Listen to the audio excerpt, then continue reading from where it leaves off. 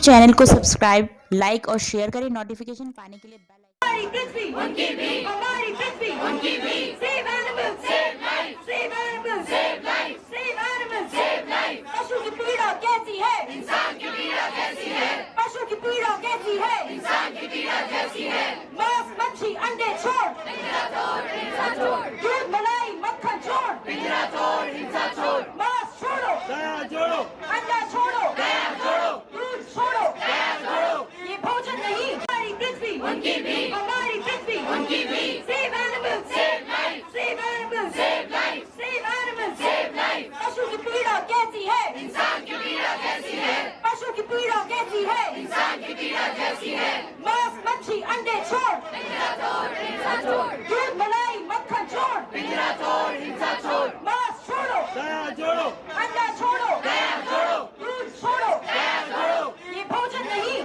मेरा नाम परीन सचदेवा है, मैं फ़रीदाबाद से हूँ और मैं आपसे आज 3 बातें कहना चाहती हूँ। सबसे पहली बात, बिल्कुल छोटी छोटी, सबसे पहली बात ये है कि जानवरों से आई कोई भी जो पदार्थ है वो मनुष्य के इस्तेमाल के लिए नहीं है। भले ही वो उनका दूध हो, वो उनका मांस हो, वो उनका चमड़ा हो।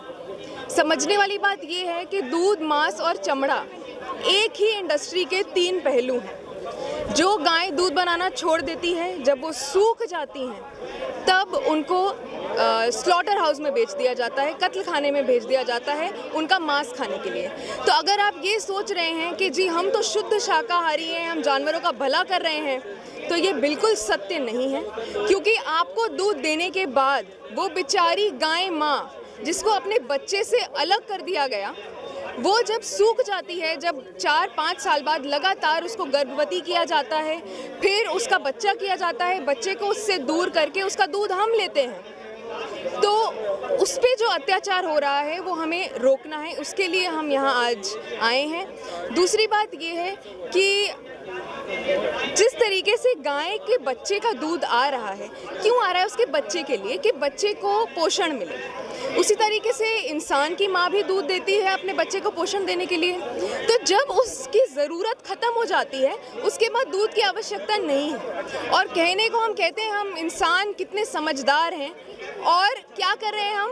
बड़े बूढ़े होकर भी एक तो दूध पी रहे हैं जो बच्चे की खाना है। परंपराएं तो सदियों से चली आ रही हैं, अभी तो नहीं। कितनी सारी परंपराएं हैं जो सदियों से चली आ रही हैं, लेकिन वो कितनी नुकसान करती थी। आप सती की परंपरा देख लीजिए, आप स्लेवरी की परंपरा देख लीजिए, आप कास्टिज्म देख लीजिए। सारी चीज़ें आज की डेट में हम आवाज़ उठा रहे हैं, हमें समझ आ रहा है कि इसमें कितनी खराबी थी, है ना? कुछ होता आ रहा है, इसका मतलब ये तो नहीं है कि वो सही है, वो गलत भी हो सकता है। और आज हम ये समझ रहे हैं कि वो कितना गलत है और उसको बदलने के लिए हमें क्या करना है। अब कई लोग ये सोचते हैं कि अगर हम उनका दूध लेना छोड़ देंगे, उनका मांस खाना छोड़ देंगे, तो उनकी संख्या बढ़ जाएगी, वो हमसे ज़्यादा बड़े हो जाएंगे। ऐसा कुछ नहीं है। हमने ही शुरू किया है, फैक्ट्री फार्मिंग बोलते हैं एनिमल एग्रीकल्चर में, हमने ही शुरू किया है जानवरों को पैदा करना, उनको खिला पिलाकर फिर उनका कत्ल करना। हमने ये शुरू किया है, हम इसको बंद भी कर सकते हैं, क्योंकि हमारे बिना ये जानवर जंगल में सवारी भी नहीं कर पाएंगे, क्योंकि हमने इनको फार्म में रख रखा है ना। और तीसरी बात जो मैं आपको ये कहना चाहती हूँ कि जो हमारा पर्यावरण है, आपको पता होगा क्लाइमेट चेंज किस तरीके से हो रहा है। कहीं पे फ्लड हो रहा है, कहीं पे ड्रॉट हो रहा है, कुछ भी जो हो रहा है। जैसे हमें रिस्पेक्ट दे रहे हैं तो उनको भी दो, बस हमें हमारी ये है रिक्वेस्ट। मेरा नाम आरती गुप्ता है। आप जिंदगी जंगल मुद्दा पर हैं और एनिमल्स को खिलाफ जिस तरह की जाती है, उनके अत्याचार किया जाता है, क्या कहना चाहिए? सर, सबसे बड़ी बात, ये जो एनिमल्स है ये हमारी एक रिस्पॉन्सिबिलिटी है। ये हम ये नहीं कह सकते ये जानवर है तो हम इसको कैसे भी ट्रीट करेंगे, इसका हमें कोई राइट नहीं है। आपको पता होगा जो हम ह्यूमंस हैं, हमारी उम्र बहुत लंबी होती है। हम 105-110 साल तक जीते हैं। हम क्यों जीते हैं? क्योंकि भगवान ने इन एनिमल्स की जो उम्र है वो हम इंसानों को दी है। तभी कुत्ता कभी भी 15-16 साल से उम्र ज़्यादा नहीं जी पाता। अब जो जानवर हम इंसानों को अपनी उम्र देता है, तो क्या हमारा कोई राइट नहीं है कि उसकी थोड़ी सी ज़िंदगी में हम उसका थोड़ा सा साथ दे दें?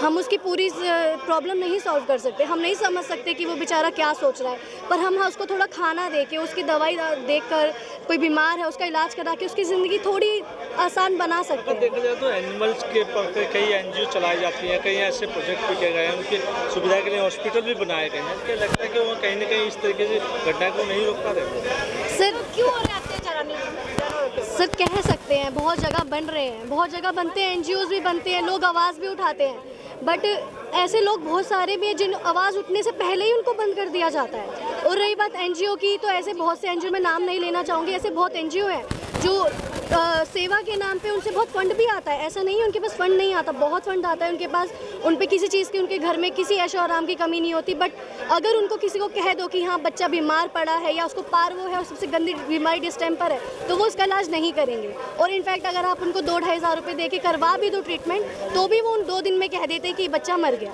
पर कोई भी अवेयरनेस मुझे नहीं लगता किसी भी पर कहाँ कुछ एनजीओज़ हैं जो उनके लिए एक्चुअल में केयर करते हैं, बट सभी एनजीओ से मैं ये नहीं कहना चाहूँगी कि वो करते हैं एक्चुअली। सर क्या नाम है? मेरा नाम अनुज है और मैं दिल्ली से हूँ।